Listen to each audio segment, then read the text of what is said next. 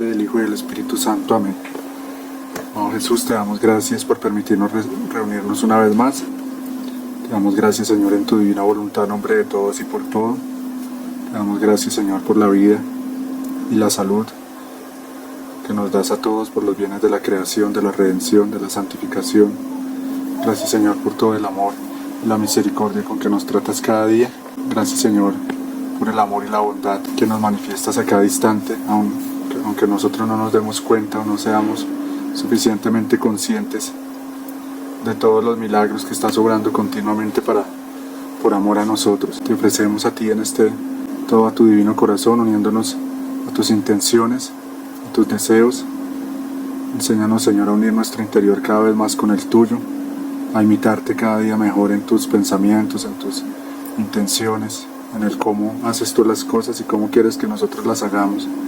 Todo te lo ofrecemos en tu presencia real en la Sagrada Eucaristía, especialmente en aquellos sagrarios y templos donde estás más solo y abandonado. Te pedimos perdón y te reparamos, Señor, por tantos que pudiendo y debiendo escucharte, aprovechar estos espacios, especialmente estas reuniones donde tú nos enseñas esta ciencia tan importante que consiste nada más y nada menos que en permitirte repetir tu vida divina en nosotros para que venga tu reino en plenitud a la tierra. Son tan pocos los que se interesan. Te reparamos por todo este mundo de esclavitud a las criaturas, donde la mayoría viven esclavos, absorbidos totalmente por el mundo, por las cosas que atañen al cuerpo. Te pedimos perdón por esta sociedad, por esta cultura del entretenimiento, de la distracción, de la comodidad, de la vanidad, del placer, donde todos, la mayoría, tienen o tenemos alguna adicción, algún vicio, algo que nos distancie de ti, que algo que forma un muro entre tú y nosotros. Señor, te reparamos por todo el mundo que vive en las tinieblas que impiden a tantos ver tu luz, tu belleza, tu verdad. Es que venga pronto tu reino, Señor. Te reparamos en esta noche por tantos que no les importa quién eres tú, que no les importa conocerte, que no les interesa conocerte.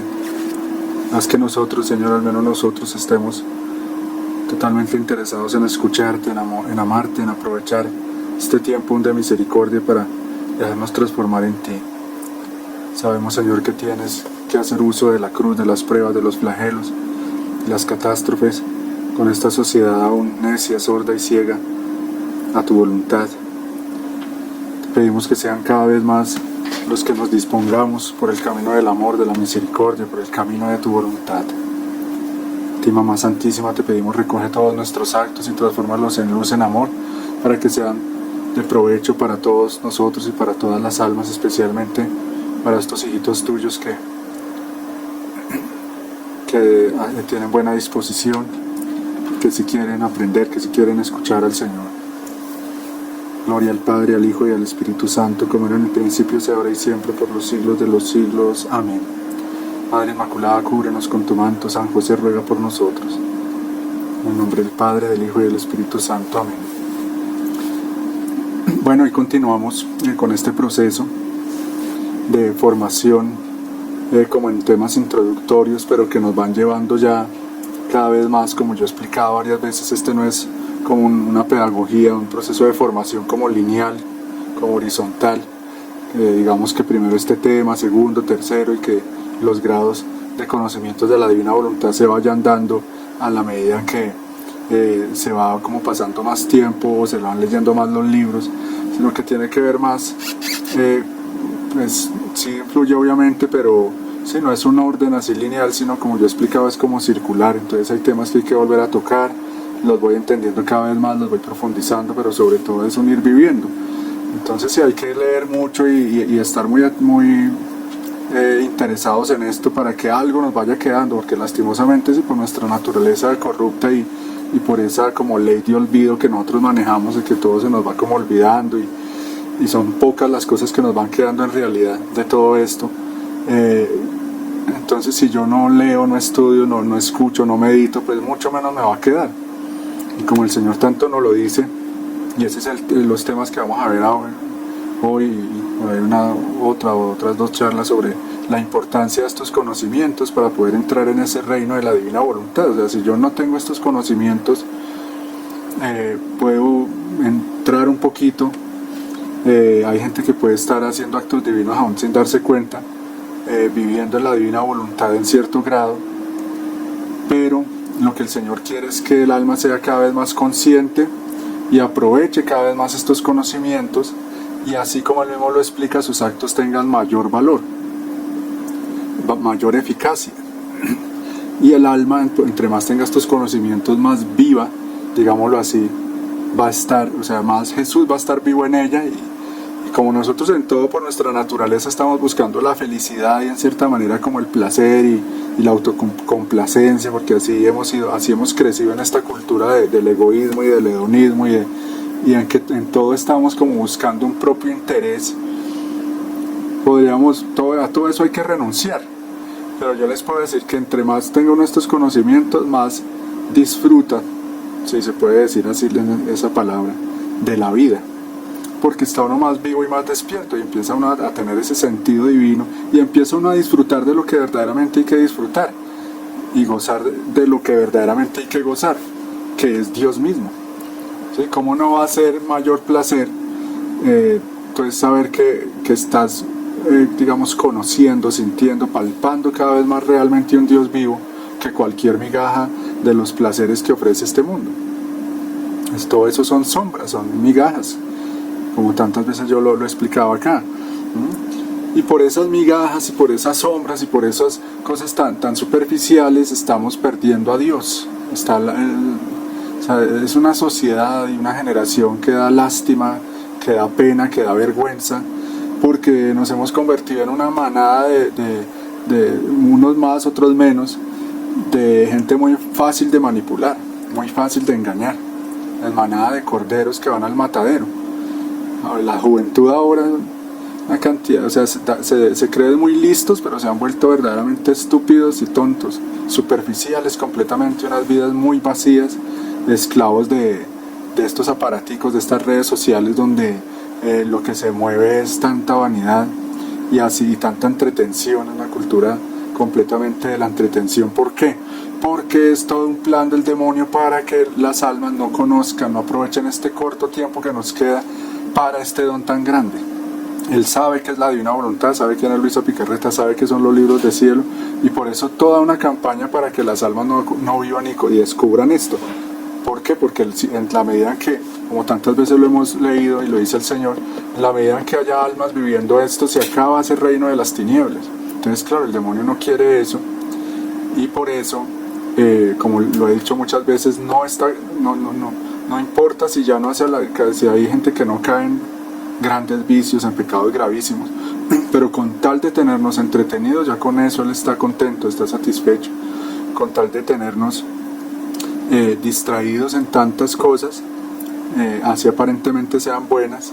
Entonces luchemos. Les invito a eso, a ayunar del celular, a ayunar de estar viendo videos, estupideces, entretenciones, tanta cosa que hay ahí.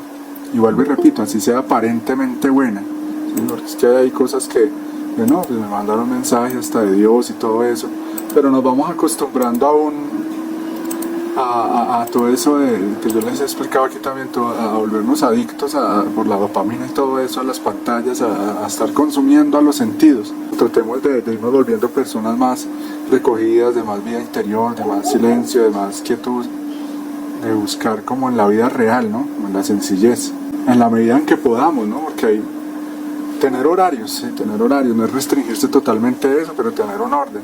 Por ejemplo, ahí lo vimos que por el trabajo nos toca eso, estar ahí. Estos días, por ejemplo, yo estoy ahí mucho tratando de dar a conocer unas cosas que estoy haciendo, y entonces le toca a uno estar ahí metido en todas esas redes y pagar publicidad ahí mismo, dándole plata prácticamente a los enemigos del Señor, que son los dueños de todo eso. Pero el Señor entiende, pero a lo que voy es eso, no nos dejemos robar esto. Saquémosle tiempo a leer, a meditar estos libros de cielo, porque esta es la victoria, este es el privilegio más grande. Somos supremamente afortunados. Si la gente supiera, todo el mundo haría lo que fuera por conocer esto. si se supiera lo que se obtiene, lo que Dios nos quiere dar a los que estamos conociendo la divina voluntad. Y el mismo Jesús lo dice, harían competencia entre ustedes, ¿sí? Los jóvenes que eso tanto se entretienen no digo jóvenes, sino esta generación, porque uno ve hasta los viejitos ahí pegados del celular y del Facebook, etcétera, etcétera, porque sí, eso es una generación que hemos crecido en todo ese, digamos, esa última hora que Dios le permite al demonio para tratar de destruir la iglesia, como hemos escuchado esa historia, ¿no? Esos 100 años que le concede desde 1917, pues ya se acabaron esos 100 años, pero mire todo lo que dejó y ya nosotros estamos recogiendo de toda esa cosecha que hizo el demonio durante 100 años. Y desde antes, ¿no? Porque como yo he explicado varias veces, esto viene de siglos atrás, especialmente el Renacimiento hacia acá, todo ese volcarse del hombre sobre sí mismo, sobre lo temporal nomás. Como una frase que decía yo en algún momento, desde el Renacimiento hacia acá al hombre no solo le da la espalda como a la iglesia, a la Edad Media y a Dios, a la cultura católica cristiana le da la espalda para volcarse a lo del mundo, al paganismo, sino que podríamos decir que le dio la espalda a lo eterno para sumergirse en lo temporal. Le dio la espalda a lo trascendente, a lo sagrado, para sumergirse en lo temporal. Y al sumergirse en lo temporal, ¿qué es eso? Ahora vemos, Dios mío, es que eso es, o sea, el hombre está hundido en eso. Ya no le importa si hay cosas eternas, sagradas, sobrenaturales, divinas, trascendentes, ¿no? Nada de trascendencia. Solo tierra, solo cositas chiquiticas del momento, que fugaces, todo fugaz. Y es impresionante, es muy preocupante eso en esta cultura, como cada vez más la gente busca eso y ya lo otro lo desecha. O sea, miren cómo el demonio ha logrado trastornar el cerebro de la gente y el alma, que ya ahora la gente, algo que sea como muy largo, como un ritmo así como sosegado, como una charla de estas. Por ejemplo, estos videos no tienen muchas vistas por eso, porque son largos, son de formación, son de poner cuidado, de atender, de obedecer lo que se está enseñando para ver los frutos, etc. Entonces, no es pereza para un jovencito ahorita. Todos buscan, así como el TikTok, videitos de 1 minuto, bien entretenidos, bien espectaculares, puro show. Y la gente cada vez se vuelve todo más rebuscado para lograr conquistar la atención de la gente. Entonces ya se raya en la extravagancia, pero llegará un momento en que el hombre se cansa de todo eso. Y las almas se tienen que cansar de todo eso, porque el ser humano no fue creado para toda esa estupidez y vanidad. Fue creado para Dios, nada más y nada menos. Pero sí es muy, muy preocupante como ya todos los videos, las canciones, las cosas, todo tiene que ser así rápido, muy llamativo, muy entretenido, para capturar ya la atención de las personas. Entonces ya viven en un mundo ahí de una cosa que ya no es real. ¿Sí? Mirar una montaña, una flor, un animalito, ir al Santísimo, la misa, ir a un bosque, estar a solas. Todo eso se lo han robado completamente a la gente ahora. Eso es una cosa ya de otro mundo para ellos. Pero bueno, adentrándonos después de esta larga introducción ya y vamos explicando. Entonces ya hemos hablado varias veces de la Santa Misa, hemos profundizado en este tema, pero acá es como en el contexto del conocimiento de Dios a través de estos libros de cielo, que no solo no es un conocer la divina voluntad, sino que a la luz de estos escritos se profundiza y se conoce más la verdad completa que está, digamos, manifestada en la doctrina católica. Nos van a ayudar también a eso. Entonces mire, por ejemplo, lo que dice en el volumen 1 sobre la misa. Aquí vemos cómo estos libros de cielo, que tanta contradicción también por obra del demonio y de todos sus servidores dentro de la misma iglesia, como esa oposición a que Luisa sea conocida, beatificada y todo eso, le ponen peros todavía y cosas porque no se profundiza ni se lee bien, sino así como con una mala intención, o porque se quedan con lo más fácil, que es leer un poquito nomás, o leer un artículo sobre la divina voluntad o sobre Luisa Picarreta y ya. Es mucho, como yo decía en algún momento, es mucho más fácil yo quedarme con leer un artículo de una persona, así tenga buena o mala intención, solo Dios sabe, pero si una persona que por su falta de sensatez y por su soberbia espiritual, pues la utiliza el diablo, así sea un obispo o un sacerdote, como tanto pasa hoy en día tristemente. Entonces es mucho más fácil yo quedarme con un artículo que leí en 2 o 5 o 10 minutos, que leerme los 36 libros de cielo y las horas de la pasión y el libro de la Virgen, etc. Entonces, claro, el que los lee, los ha escuchado, no va a caer en ese error. Entonces dicen, la Santa Misa nos da a conocer todo y sin palabras nos habla el corazón de todo el infinito amor de Dios con efusión inaudita y que tan generosamente se le ha dado al hombre para su provecho.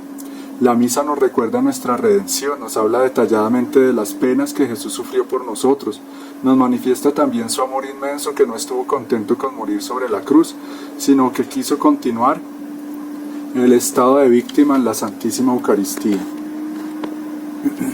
La Misa nos dice también que nuestros cuerpos deshechos, reducidos a cenizas por la muerte, resurgirán en el día del juicio junto con Cristo a vida inmortal y gloriosa.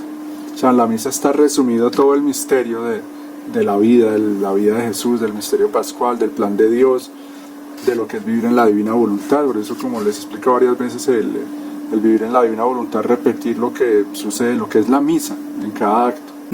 Y en el volumen 1 continúa. Jesús hace como un maestro doctísimo, sabio, inteligente, que posee en grado eminentísimo todas las ciencias y que nadie puede igualarlo, pero como se encuentra entre discípulos que no han aprendido aún las primeras letras del alfabeto, reteniendo todos los otros conocimientos en sí, enseña a los discípulos solo el ABC. Cómo es bueno Jesús. Se adapta a los doctos y les habla de modo altísimo, de modo que para entenderlo deben estudiar muy bien lo que les dice. Se adapta a los ignorantes y se finge también el ignorante y habla en modo bajo, de manera que nadie puede quedar en ayunas de las lecciones de este divino maestro. Y si en estos libros de cielo uno ve eso, cómo va conociendo el lenguaje del Señor, se va familiarizando con Él y eso. Hay cosas que son muy simples de entender. Él pone muchos ejemplos para abajarse a nuestra condición y que podamos entender misterios muy grandes, como lo hizo desde el Evangelio, como con lo que es las parábolas, ¿no? Pero también hay unas cosas que le toca a uno releerlas y orar y meditar y ni aún así uno las entiende bien, que son altísimas, ¿sí? Son ya muy profundas. Pero él es muy pedagógico, se adapta a cada uno y como se ve cuando estuvo por la tierra entre sus elegidos, eso, en los apóstoles, por ejemplo, habían unos que eran estudiados, que eran cultos, y otros que eran unos simples pescadores. Habría otros que ni tanto de los dos extremos, y no más normales, ¿sí? Dame el bien de hacerme hablar con escucharme. Miren lo que Jesús nos dice: dame el bien de hacerme hablar con escucharme.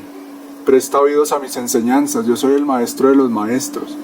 O sea, cuando yo escucho al Señor, le estoy haciendo un favor al mismo Dios, le estoy haciendo un bien al mismo Dios. ¿Por qué? Porque desahoga su amor, desahoga su sabiduría infinita, ¿sí?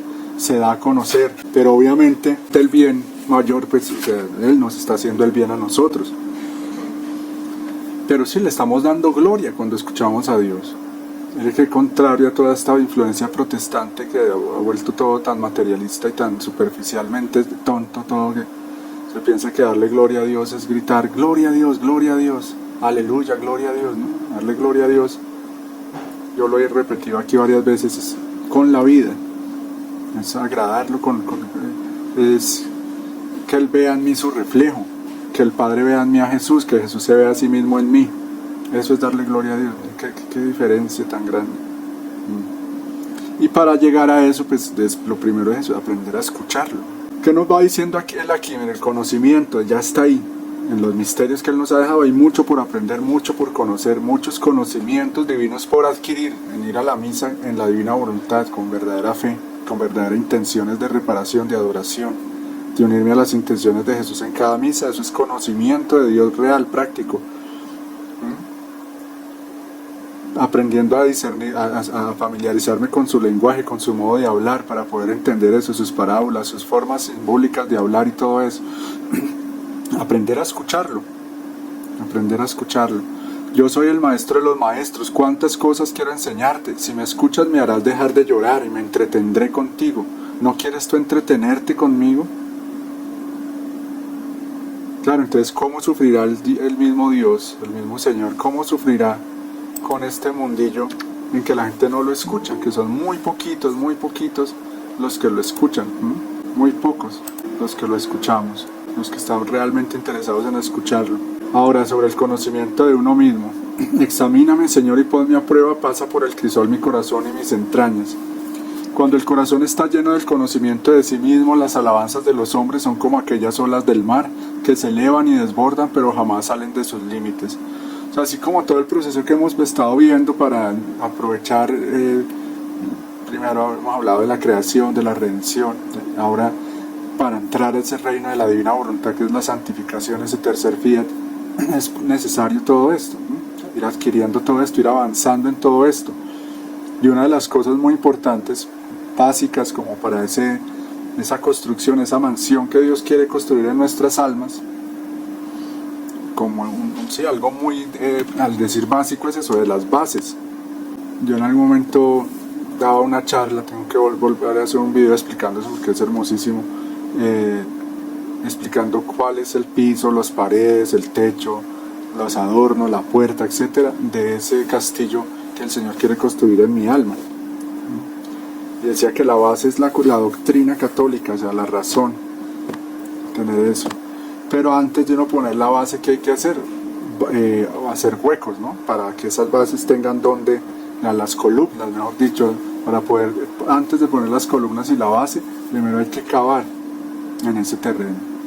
Y una forma de ir preparando ese terreno para la construcción que el Señor quiere hacer es esto, es la humildad. Más antes, o sea, mejor dicho, para llegar a esa humildad es el conocimiento de uno mismo.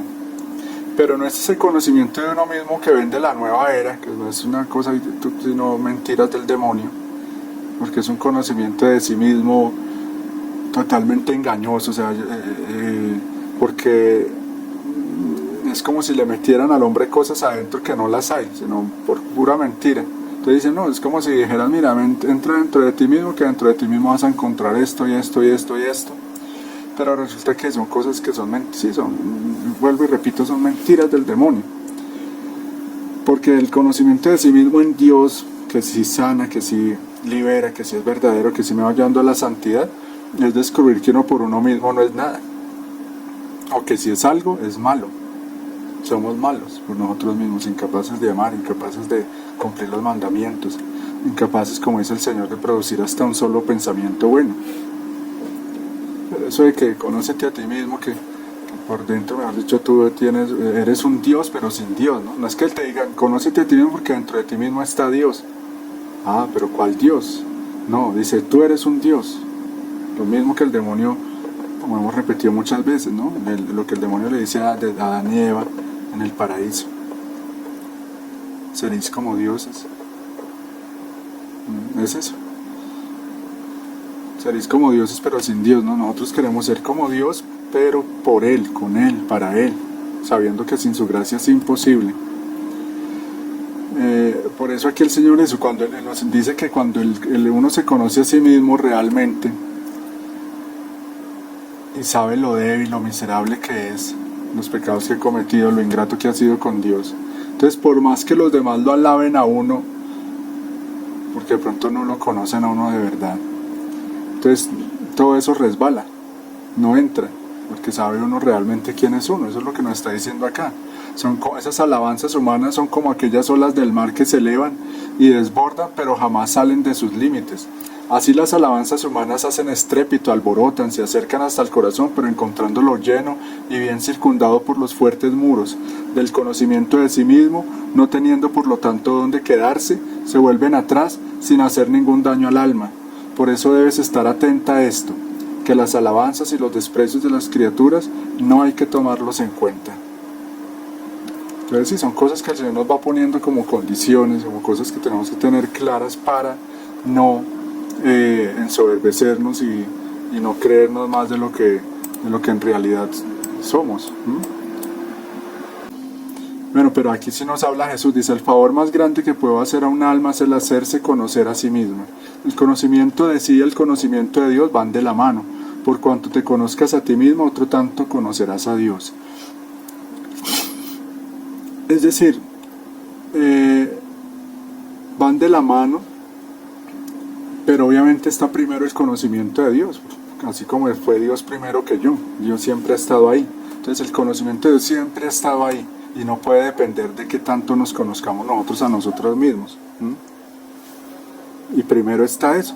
Yo empiezo a conocer a Dios y en la medida que lo voy conociendo, hoy me voy conociendo más a mí mismo, ¿no? Porque claro, puede haber gente que se conoce a sí misma, pero si eso no lo lleva a conocer a Dios, no sirve para nada eso. Entonces yo diría que primero conozcamos a Dios y a medida que lo voy conociendo eso, me estoy acercando a la fuente de la luz, entonces ya voy a ver con más claridad también mi propia miseria.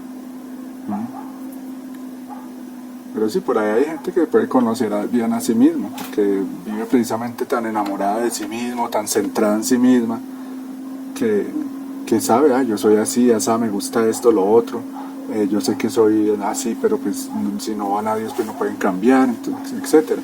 En cambio, el que va conociendo a Dios sí empieza a conocerse a sí mismo, pero con fruto, para despreciarse, para negarse, para querer ser como Dios y no estar feliz de lo que es. Yo les he explicado varias veces eso, ¿no? Que es una gracia cuando Dios nos lleva a ese conocimiento de sí mismo que hace que uno como que está cansado de ese yo y anhela ser otro. Ese otro es Jesús. Yo anhelo ser Jesús, quiero cambiar. Quiero como, me decía por ahí alguna santa eso al Señor, como que me destruya y sobre las ruinas de mi yo pues se construya un altar para su gloria. Pero en el mundo no, la gente está, mucha gente feliz y conforme de lo que es, entonces ahí se queda en su soberbia. El alma que se ha conocido así, viendo que por sí misma no puede obrar nada de bien, esta sombra de su ser la transforma en Dios.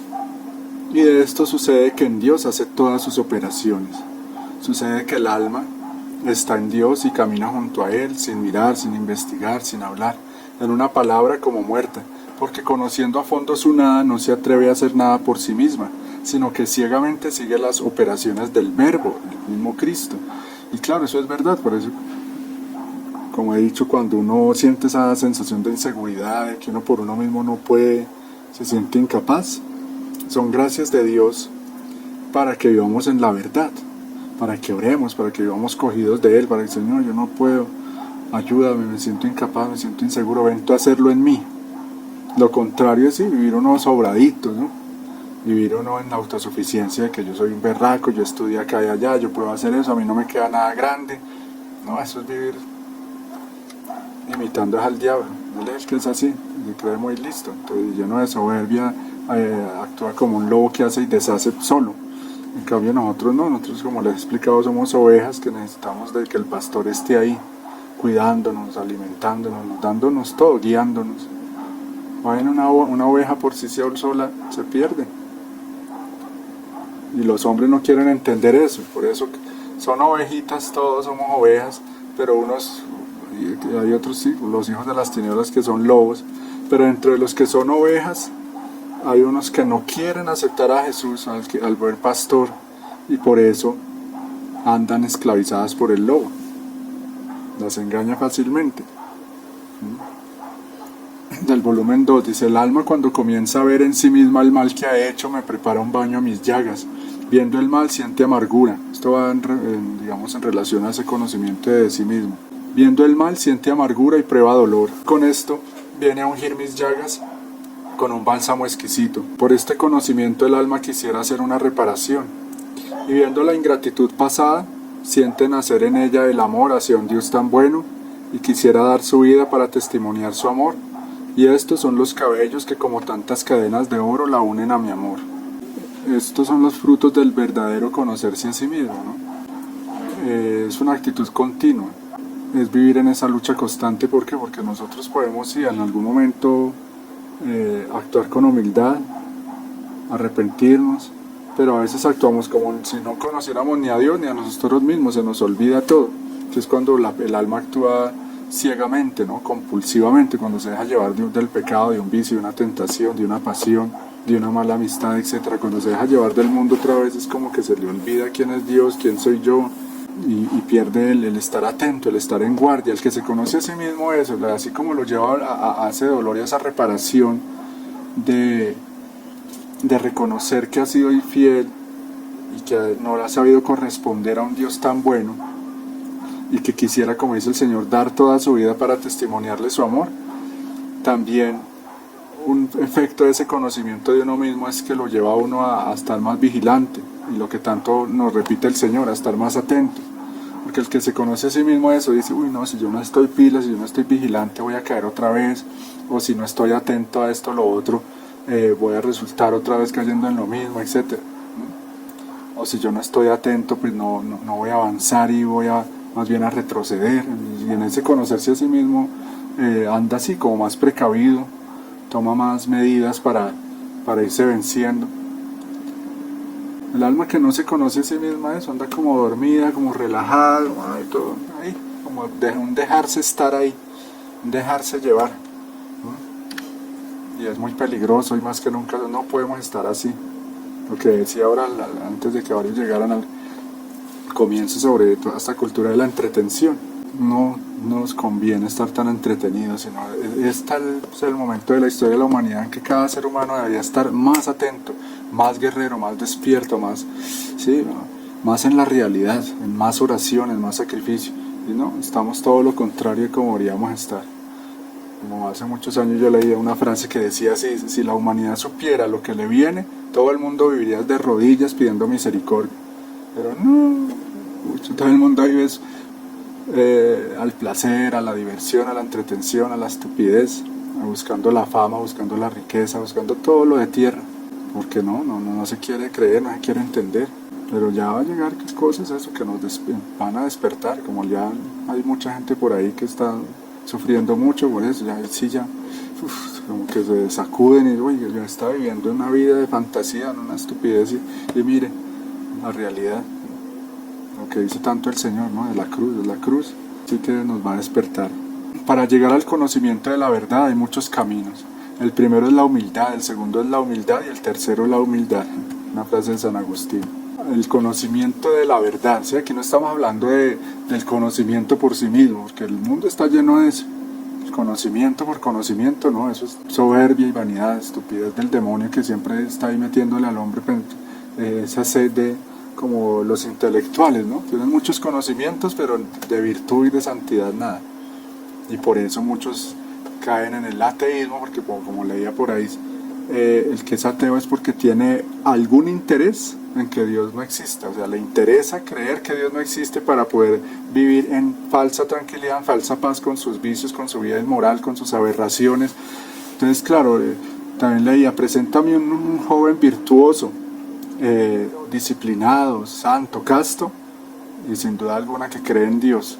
Pero preséntame un joven, una persona que es viciosa, que es un degenerado, y lo más seguro es que dice que no cree en Dios. Y por eso es que hoy en día hay tanto ateísmo, ¿sí? Porque a muchos, entre comillas, les conviene creer que Dios no existe para poder seguir sin luchar, sin vencerse. En el fondo es una mediocridad. Todo ateo para mí es eso, un mediocre y un facilista y un soberbio que o tiene un resentido también, un resentido que tiene heridas emocionales y por eso no quiere creer en Dios y se inventa y se autoengaña con toda la parafernalia y todas las elucubraciones del mundo, del modernismo, para decir no, es que Dios no existe.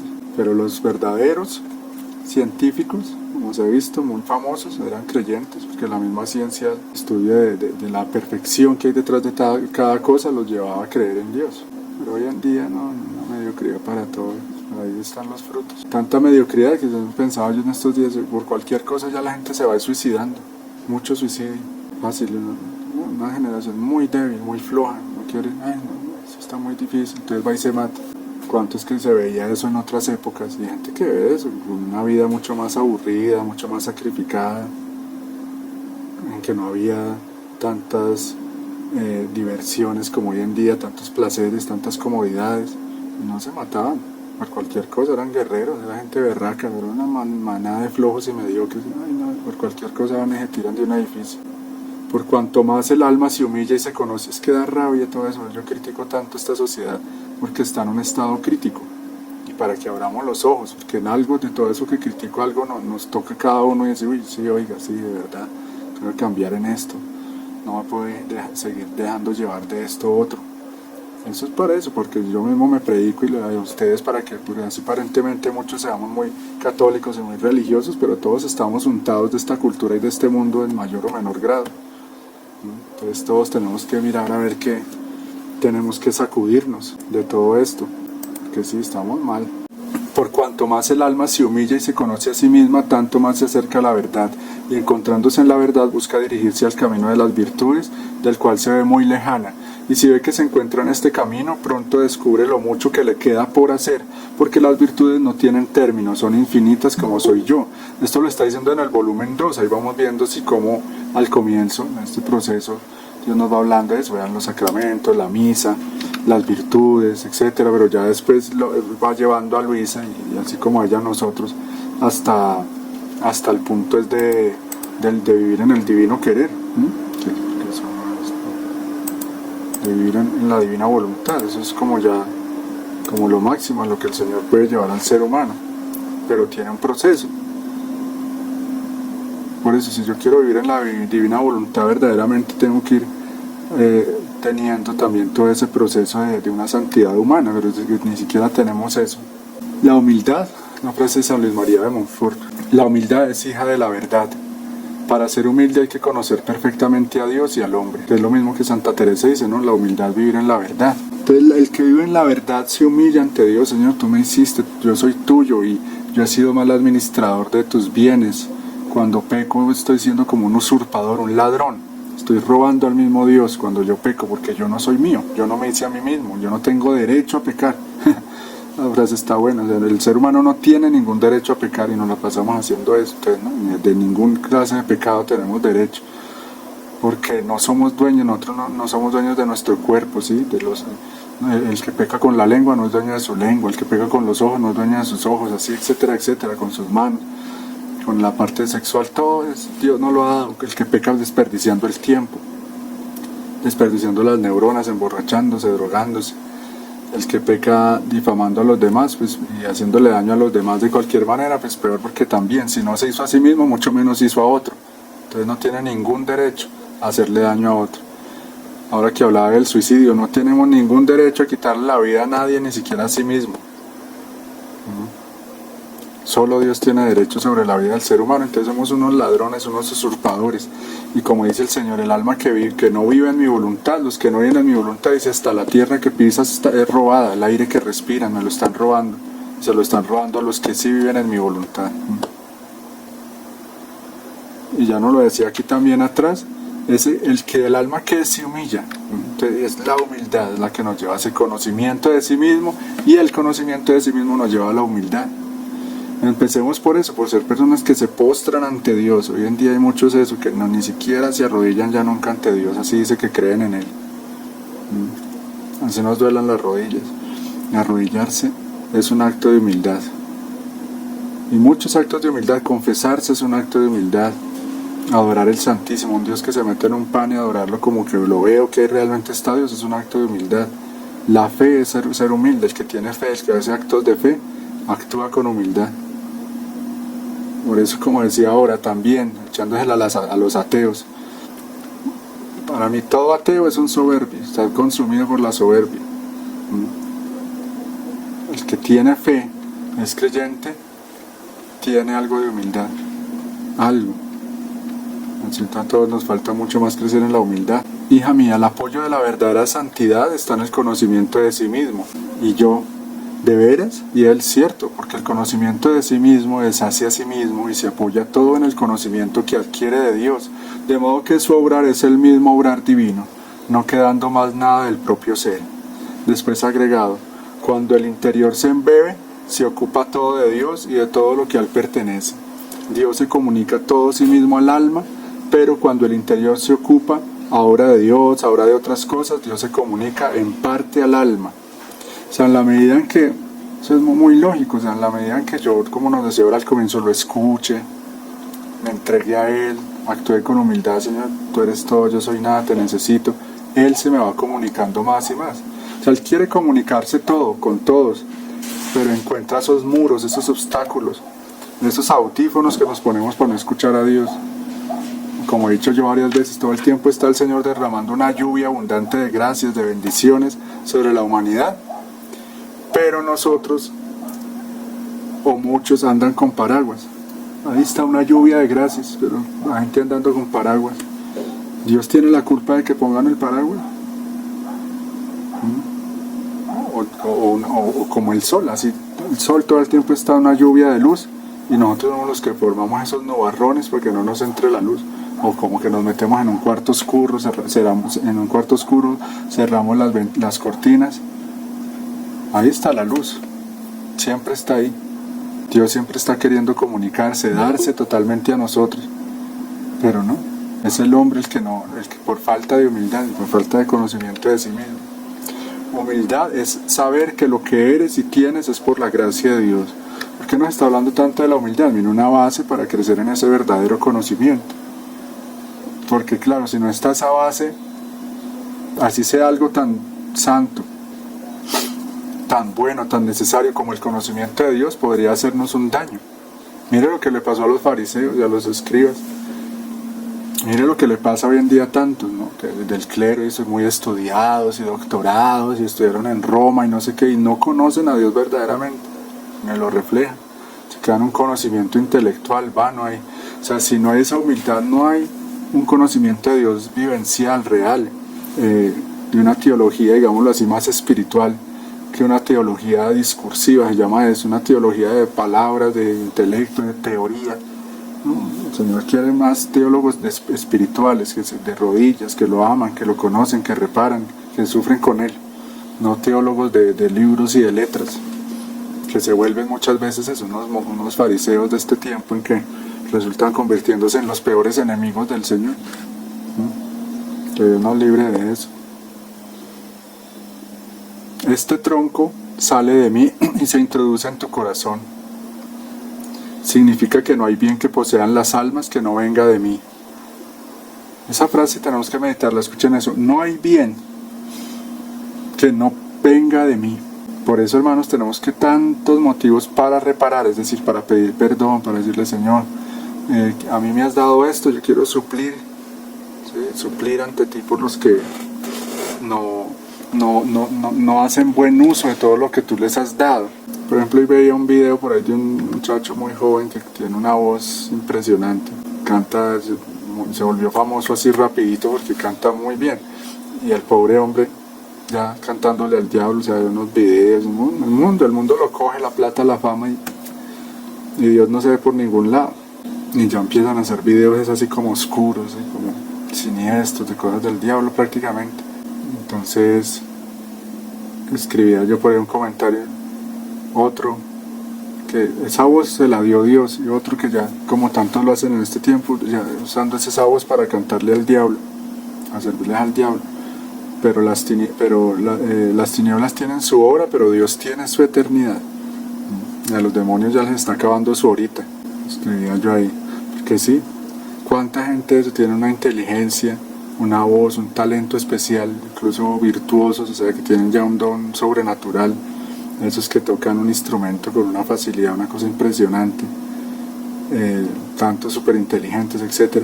Y la mayoría, muchos, usando eso es para hacerle la guerra al mismo Dios. Entonces, ¿cuál será el pago que van a tener? Y Dios, que es muy paciente, porque si yo fuera Dios, les retiraba eso de una vez, que se quede mudo, que se quede, mejor dicho.